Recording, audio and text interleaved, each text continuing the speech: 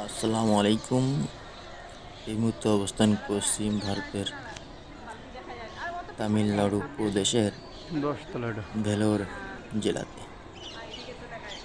যেখানে অবস্থিত ভারতের স্বনামধন্য মেডিকেল কলেজ সিএমসি। তার পাশে অবস্থিত টিপু সুলতানের কেল্লা। যেহেতু একাধিকবার সিএমসিতে আসছে, টিপু সুলতানের কেল্লা ভিজিট না করলে কেমন হয়? প্রতিবারই যাই এবং দেখি। এখন অবস্থান করছি টিপু সুলতানের কেল্লার মন্দিরে, উপাসনালয় এবং কিছু সমাধির এখানে, যেখানে দর্শনার্থীর অভাব নাই।